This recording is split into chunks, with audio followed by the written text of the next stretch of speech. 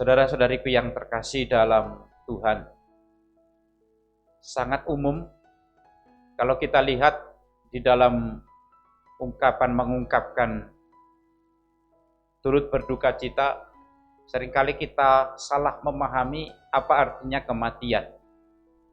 Salah satu contoh yang sangat konkret adalah biasanya ada papan bunga, lalu dalam papan bunga itu tertulis kata-kata demikian, turut berduka cita telah berpulang ke rumah Bapa. Kalau kita lihat kata-kata ini, itu salah satu bentuk ungkapan, tapi di satu sisi perlawanan antara apa yang diungkapkan pada awal dengan yang kedua. Turut berduka cita telah berpulang ke rumah Bapa. Sebenarnya kalau kita renungkan lebih dalam, pergi ke rumah Bapa itu adalah cita-cita semua orang. Bahkan boleh dikatakan akhir dari peziarah kita di dunia ini adalah pergi ke rumah Bapa. Tapi kenapa orang kemudian mengatakan turut berduka cita telah pulang ke rumah Bapa? Menandakan bahwa kita tidak memahami betul bahwa kematian itu adalah pintu untuk masuk kepada kehidupan yang baru. Saudara-saudariku yang terkasih dalam Tuhan, ketika kita memahami apa artinya kematian sebagai pintu, maka sesungguhnya setiap kita harus juga mempersiapkan diri tentang kematian kita masing-masing. Beberapa hari-hari ini ada sangat banyak seminar dan pengajaran tentang jiwa-jiwa di api penyucian, tentang mendoakan arwah, tentang orang-orang yang sudah meninggal, dan macam-macam seterusnya.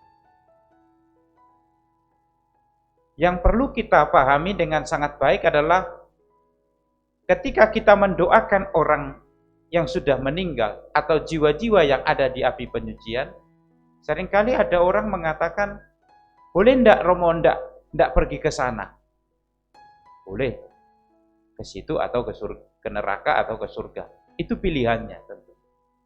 Tapi kita tahu bahwa api penyucian ini adalah suatu anugerah Allah yang sebenarnya memperkenankan jiwa-jiwa, memperkenankan manusia yang berdosa untuk masuk ke dalam hidup yang baru. Dalam kitab Wahyu sangat jelas dikatakan bahwa tidak ada boleh satu cacat celah pun atau yang najis atau yang kurang suci masuk ke dalam kerajaan surga. Nah, karena itu kita yang belum sempurna ini masih diperkenankan masuk ke sana, tapi disiapkan oleh tempat penyucian yang kita sebut sebagai api penyucian. Karena itu dalam Injil yang kita dengar dikatakan bahwa Yesus sendirilah yang menghendaki setiap orang. Yesus sendiri yang menghendaki pertama-tama setiap orang untuk masuk ke dalam kerajaan surga. Dia yang menghendaki.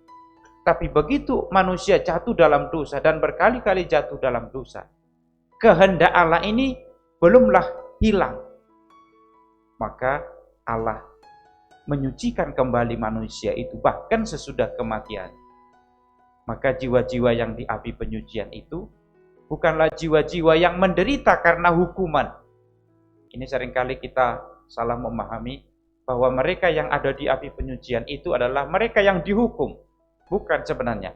Mereka yang ada di api penyucian yang meninggal tapi belum masuk surga, itu adalah jiwa-jiwa yang menderita karena penyesalan yang mendalam, tidak sungguh-sungguh mengasihi Allah sebelum dia meninggal.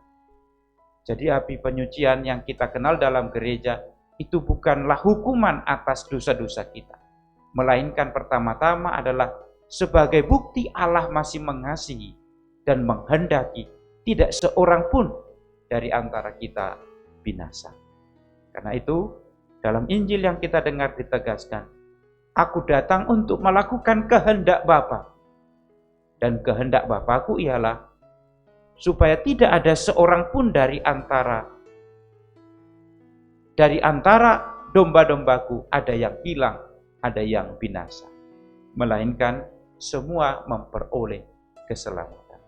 Maka saudara-saudariku yang terkasih, Katekismus Gereja Katolik nomor 1032 dengan tegas mengatakan, janganlah kita ragu untuk berdoa bagi jiwa-jiwa yang sedang membutuhkan pertolongan. Karena doa-doa kita sangat berarti juga menolong mereka untuk sampai dalam persatuan dengan Tuhan. Amin.